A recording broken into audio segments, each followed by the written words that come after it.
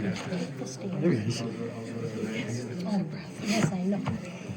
I just yelled at him about that. They're all set in the meeting. Thirds have to pass, something like that. Stuff yet? Thirds for amended agreement? No, for I pledge allegiance to the flag of the United States of America and to the republic for which it stands, one nation, under God, indivisible, with liberty and justice for all.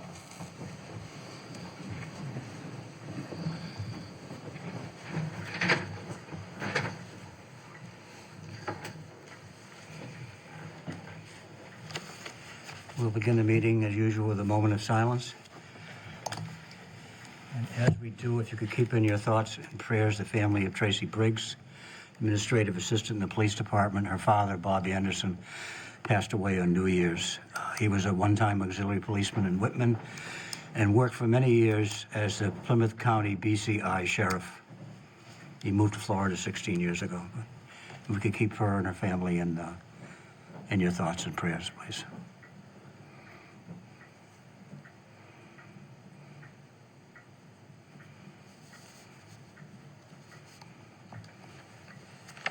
This meeting is being recorded and televised by the local cable company. I'd like a motion to approve bill and payroll warrants. So moved. second.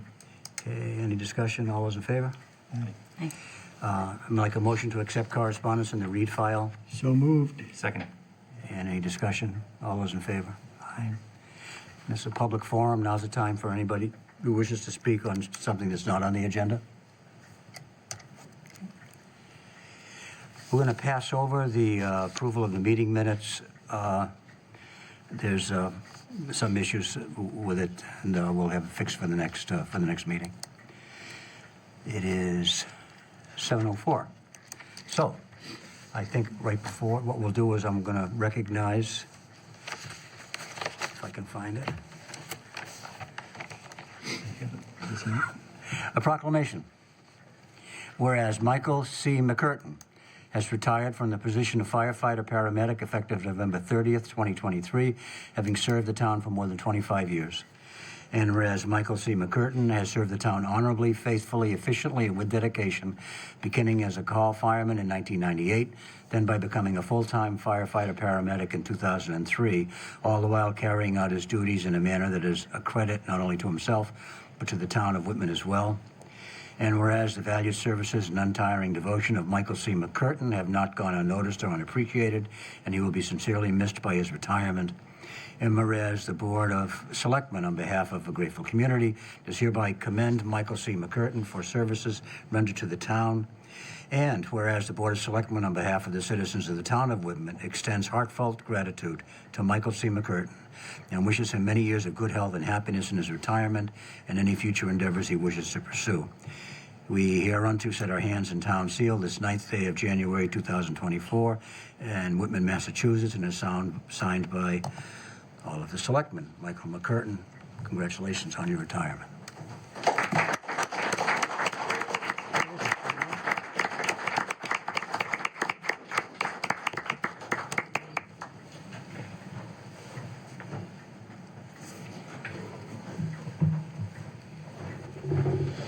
Congratulations. Thank you so much. How you feeling? Thank you very much.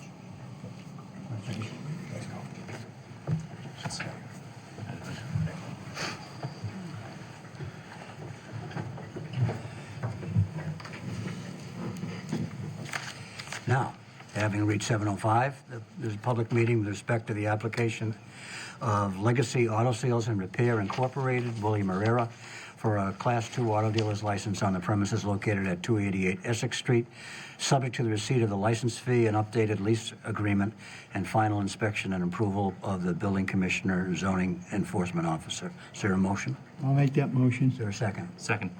Is anyone here from Herrera's? Hi. This is your chance to say anything you'd like to say. Actually, my license has been canceled because it was an error of the insurance company. They sent a letter in the middle of the year saying my insurance wasn't renewed, but it was, and I provide proof to Ms. Lawrence, and that's why I'm here. Okay. Okay. Does anyone have Mr. any? Chairman? questions or comments? Yes, please. Yes, I just have a note that it will be issued when you submit a lease agreement that's signed by both parties. I do have it here. You do have that? Okay, great. And that a stipulation of approval should be that you have the receipt of the license fee and the final inspection approval of Rob Picarelli. Okay, that's great, and we'll give that to Lori. Okay. Anyone, no one has any questions? All those in favor? Aye. Okay, good luck. Thank you. Good luck. God bless. Where do you want to give us the call? Then We can put it in the folder, and I'll give it to Lori tomorrow.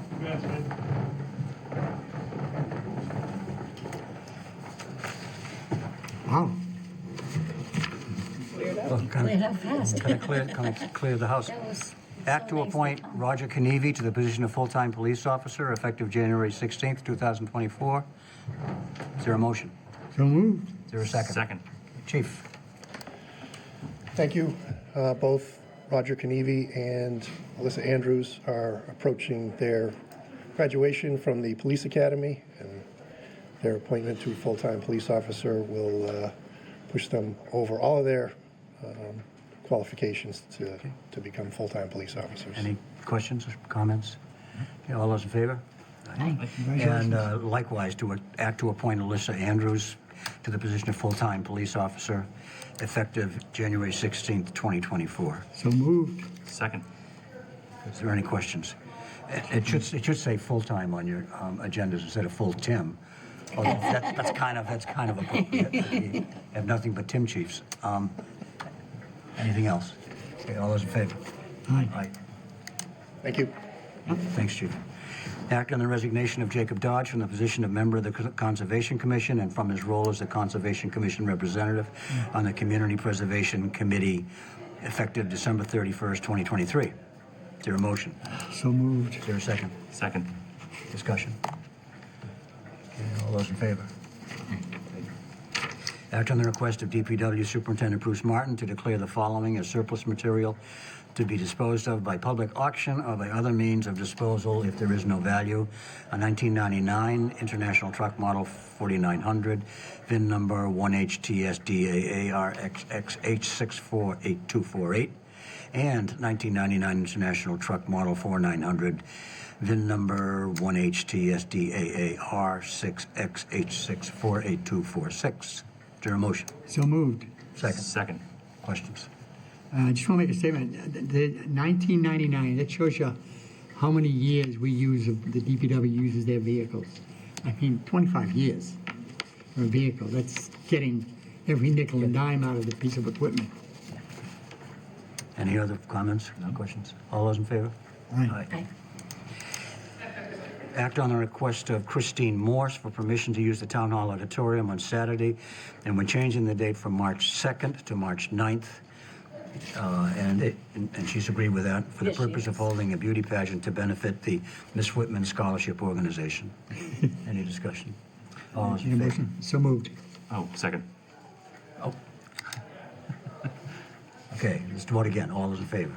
Okay. Act to revoke, a little slow there. Act to revoke the Class 1 auto dealer's license for Chadwick Barros, Incorporated at 1235 Auburn Street, no longer selling new vehicles, selling parts only. Is there a motion? So moved. Second. Any discussion, questions? All those in favor? Aye. Act to revoke the common Vittler's license for Eat With Us Incorporated, doing business as South China Gourmet at 187 South Avenue. Business is not currently operating. Is there a motion? So moved. Is there a second? Second. Any discussion? All those in favor? Aye. In the chairman's report, I'd just like to recognize that Whitman Fire Chief Timothy Clancy graduated from the National Fire Academy EFO program. The Whitman Fire Department is pleased to announce that Chief Timothy Clancy has graduated from that program. Chief Clancy graduated from the program last month in Emmitsburg, Maryland. Chief Clancy was one of 36 fire service leaders from across the country to participate in the program. The Executive Fire Officer Program is a multi-year curriculum that teaches fire service and emergency management leaders how to implement policy situations regarding the safety and resilience of communities and about leadership skills. And so we'd like to acknowledge your graduation, Chief. Congratulations. That's it for me. Old business. Discover forwarding to the Bylaw Study Committee and to the Planning Board a proposed amendment to the town's general zoning and zoning bylaws, replacing the words Board of Selectmen wherever they appear and inserting the words Select Board. Is there a motion? So moved. Is there a second? Is there any discussion? Yeah, I'm just curious it seems like we're getting rid of the old ways of doing things and all of a sudden just changing things, and I'm just curious of why that's happening. I didn't ask. Well, I mean, we've been the Board of Selectmen forever, and then all of a sudden, boom, Select Board. I know other towns are doing it, but I mean, I just don't understand why things are changing in today's world. yeah, but they are. No. Yeah. I'm kind of with you, Dan. I understand, and I'm probably the woman here saying, Not probably. I think it's pretty obvious, yes. But I agree with Dan. I like old-fashioned ways, and I never had any problem. But I think they call it progress, and we're supposed to move forward. Acknowledge it. Exactly. And the next person sitting in the seat might prefer that. So why not get it out of the way now? Get it out of it. Okay. Anybody else like to say something? So yeah, some of the history on why this is coming here. So after the Massachusetts Selectmen Association organized as the Massachusetts Select Board Association in 2020, I think the three of us in the middle were there for that vote and at the MMA conference. Other towns have really picked this up. Hanson did it a couple of years ago. It was on our town meeting warrant last year, but we didn't have the planning board hearing, which is required to amend the zoning bylaws because we're the licensing authority on some of the zoning bylaws. We had to pass over that at town meeting. So this is just to start the process to go through those to get it back to town meeting to ask. And I did a little bit of digging kind of to Laura's point. For the first 100 years of South Abington and Whitman, we didn't have any women serve on the board. Dorothy Fitzgibbons was elected in 1975. Following that, Barbara Healy, Marion Mackerwitz, Lillian Barry, Peggy McGilvery, Beth Stafford, Chris Walker, Lisa Green, and Laura Howe is the ninth. So I thought that was interesting. The ninth, it's like the Ted Williams. of 9 Selectmen. is my favorite number, so Is it really? we're all good. Yes, because my grandfather was 99 when he passed. Beautiful. Okay. I thought maybe we could change it to like the Almighty or something. No. I guess we could change our name to whatever we want. But, No, it makes sense that we're catching up. We're catching up. Any further discussion? All those in favor? I will abstain. Sorry, I'm Okay. old-fashioned. And the next item on the old business is discussion of the extension of the sidewalks from Hog Memorial Drive to the Proctor line. We're going to pass over this and give Mr. Scoglin the opportunity to, who wanted this on the agenda, give him the opportunity to see the DPW commissioners or the commissioner another time and have them discuss the priority list that they have developed in conjunction with the Mass Department of Transportation. Maybe get some more information, but it's not really our venue. It's the DPW's. I agree too. Town Administrator's report. Yes, so I have an update on the borrowing for the Whitman Middle School. Recently, I met with the Director of Business and Finance, John Stambrook, from the district, Lynn Welsh from UFASI, Unibank Fiscal Advisory Services, the Whitman-Hanson Treasurer, David Leary, the town's treasurer collector Ken Lytell, and the assistant town administrator Kathy Keefe to discuss the preliminary Whitman Middle School borrowing plan. The initial plan is for the district to go out and borrow $6 million in approximately the month of March of '24 in the form of a bond anticipation note, so a short-term borrowing. In fiscal '25, the interest of approximately $240,000 will be due. The estimated impact to the median house with an assessed value of $448,800 in 2024, that's the median house value right now, will be $42.91. That's the impact because we'll just be paying the interest on that ban. In March of '25, the district intends to permanently finance the $6 million ban. They'll roll that to a bond for 29 years, because we don't want to go any longer than 30 years total. And they will borrow an additional $60 million in the form of a bond for permanent financing. And this will be, so the ban will be rolled over 1 year. We'll have a 29-year term as a bond. And then the new bond will be straight for 30 years for the $60 million. In fiscal '26, the full principal and interest will be due on the bond issuance amount of $66 million. The estimated impact to the median house, and of course, we're still going on 2024's median house. That will change as we move forward. In 2024 is approximately $867.14. So, Sorry, Mary Beth, which year was that going to be? So 26. in '25, the district will go out and take a permanent bond, and the first principal and interest will be due the following year in fiscal 2026.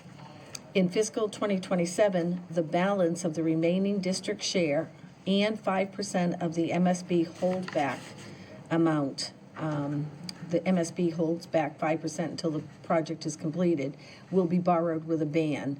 And then they will bond that, and that will be an additional $10 million to bring it up to $76 million. But the bond maturity date for the school financing is 2025, will be the last year. So the amount that I mentioned for $66 million is $867.14 for the median house. That is lower than what we had anticipated, because the district, John Stanbrook at the time, when he had to put an interest rate out there, said 5.5%. They're calculating these numbers right now at 4%. 4% for the ban for the $6 million, and then next year they expect approximately 4%. But I can't say or stress enough that this is fluid. It's ever changing. It's the rates, and if the cash flow changes, this will change. But right now, at our first meeting, that's the plan. So the big hit for the taxpayers would be in 2026. Thank you. Okay. Anyone have any comments or questions? Yeah, what will it be in 2027 and then further? So in 2027, that's when they'll borrow a ban for the remaining 10. But if I look at the debt schedule, based on the median house, and forget the first year, that's the $240,000, that has an impact of $4291. But the first full bond amount is $867.14, and it will go down. It does go up as they take that the last $10 million ban. So it does go up to the highest amount of $931.36, and then it does decrease. And the last year, I'm showing at $446.26. But this is just an estimate. That's Right. depends on the rates, and That's some good news, though. a little good news there. Thank you. Okay, thank you. And then I do have one other item, just the Auburn Street speed limit. I think Chief Hamlin will give us a quick update on the speed limit issue.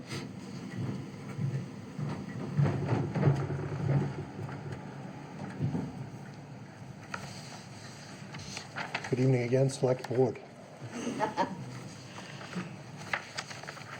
Wish I had a cup. I'll give you a cup. It'll say S, Right. SOB on it. Selectmen Board. So based on that traffic study that we did requesting the speeds on Auburn Street, there were 4 different locations that we previously went over. Basically running from Washington Street to the Brockton line, 2 each, separating at Harvard Street, and then again, I believe it was right around Auburnville. And those traffic studies, they had done them previously as well. One was, I believe, in '06, and the other were in '08 and '09. And they compared those, and they didn't find very much of a deviance. The 85th percentile of the speed was 45 miles an hour, and based on what the speed limits are, which do range, but they're at between 45 and 40 miles an hour. That's where they want to be. So I had additional questions that I will give you the answers to. There was that one section. Let me just grab that. It changed Auburn Street east of Bedford Street. That was really the only deviation. That went from the 85th percentile of 38 miles an hour, and that was a 2004 was the previous count. It went up to 45 miles an hour. And they're not exactly sure what the cause of that is. Could be because the the counter was placed in a slightly different spot to register a different speed, depending upon how far down in that area that it was placed. Compared to the previous one, they don't keep track of, I guess, where exactly they put it. So that's one of the things. And then, from my perspective, it was done in 2004 to the most recent, and that was the furthest back time-wise. The others were done in 2008 and 2009. And that was in both directions, going eastbound and westbound. So that, the other question I had was, is there a specific threshold for reducing the speed limit if we decide to request that? And the answer to that is no, there is no specific speed threshold. In other words, if the cars were going a lot faster, would you want to drop it down? And the answer to that is no. So this location does have existing special speed limits, and that doesn't make it more difficult to change the speed limit, as the existing state law would need to be repealed first. That was one of the answers I got. If we do decide to do that, what has to occur? And that's one of those things. And then just in general, I did some research on mass.gov related to this whole process. And what they say is lower posted speed limits don't affect driver behavior that much on their own. It's in combination with other things like traffic enforcement. And we haven't really done any traffic enforcement up there since the construction has taken place. There was no need for it up there because the roads are all dug up. And now that it's done, I wanted to see how this process is going to play out. But, we can do that on our own. We do traffic enforcement all over town. Sometimes it's by request. Sometimes it's by necessity. One example is on Temple Street with the overhead light that they took down that everyone was complaining about. Bruce Martin got this posted as a school zone, and then we went from there and did our best to add those traffic signals that identify it as a school zone. And we've been doing traffic enforcement up there because it's a change. Over the years, I came on in 2000, and we've been running radar various locations, one of which is on Rayner Ave, and we can slow people down while we're there, and then when we focus our efforts elsewhere, people continue to go fast down Rayner Ave. So we can adjust as necessary, but we can't be everywhere all the time. So we have to decide where we're going to do traffic enforcement and go from there. So,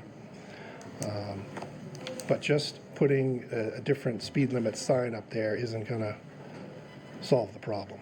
And I know we wanted to either figure this out to coincide with the roads being paved and the signs being placed back up, but it doesn't look like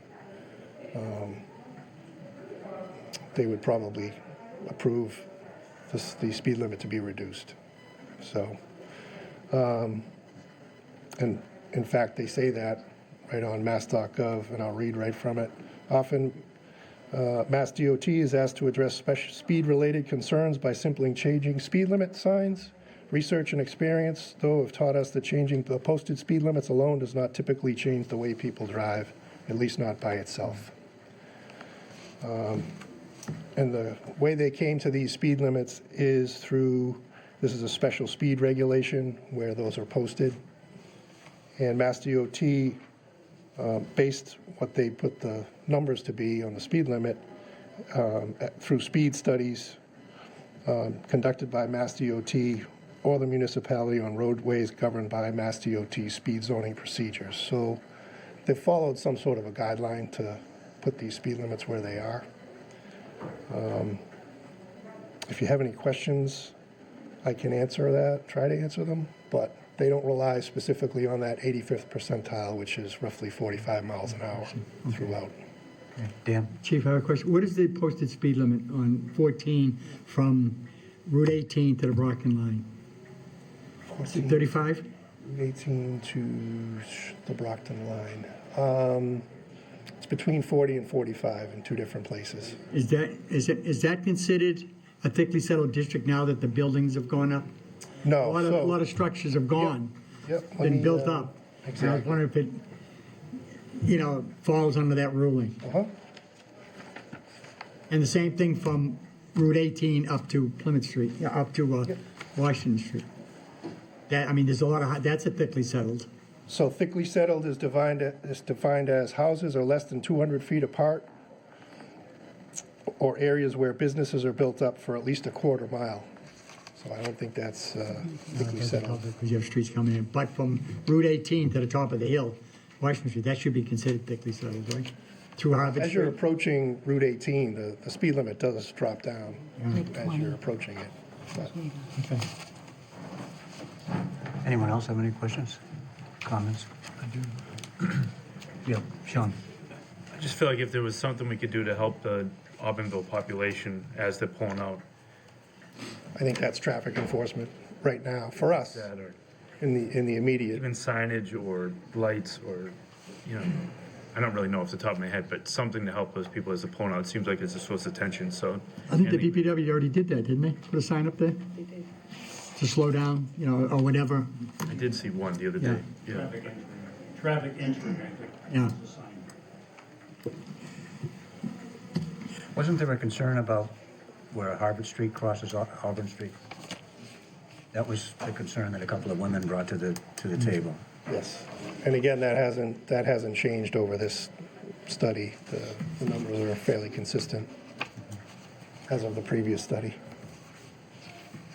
So basically, what I think, if I can follow what you're saying, the policemen themselves are going to have to, and the police people, are going to have to Only select show some presence.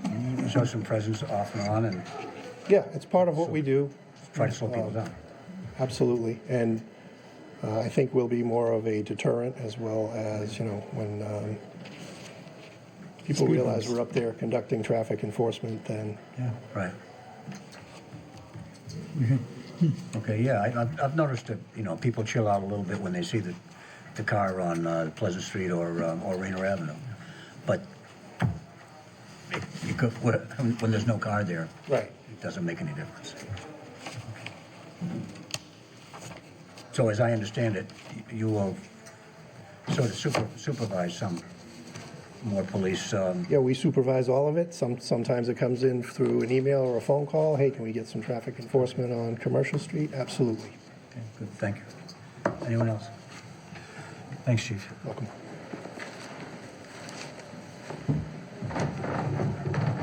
And you're done. Yes. Okay. We need to go into two executive sessions. I'll read them both off. And we will be coming back into open session after the second one, hopefully to announce a vote. It's reached, unbelievable, it's 7:30 almost exactly. We need to go into executive session pursuant to Mass General Law, Chapter 30A, Section 21A, Exception 1, to discuss the physical condition of mental health rather than professional competence of a police department employee. And then after that one, we'll go into an executive session pursuant to Mass General Law, Chapter 30A, Section 21A, Exemption 3, for the purpose of discussing strategies relates to collective bargaining with the Whitman Police Union, Mass Cop Local 494. As an open meeting may have detrimental effect on the bargaining position of the public body as declared by the chair. Is there a motion to go into executive session? So moved. Second. Okay, voice vote. John? Yes. Yes? Yes. Yes. Okay, we're in executive session.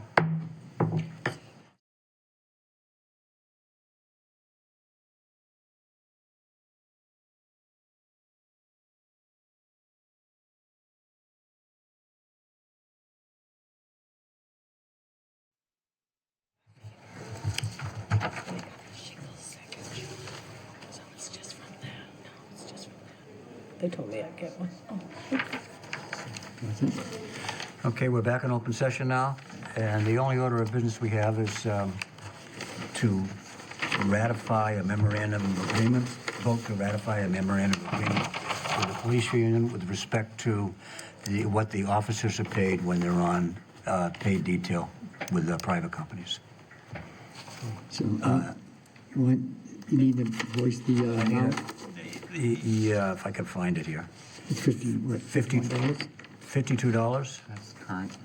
To 60 60. is the change. What is it, 60? 52 to 60 on the weekday rate and 60 say to that again? 70. 52 to 60 Yeah. on the weekday rate and 60 to 70 on the weekend rate. Effective Effective March 1st. Effective March 1st. I'll make that motion. Okay, is there a second? Second. Okay, all those in favor? Okay, the only thing left to do is adjourn. Motion to adjourn. Second. All those in favor? Aye. We're done.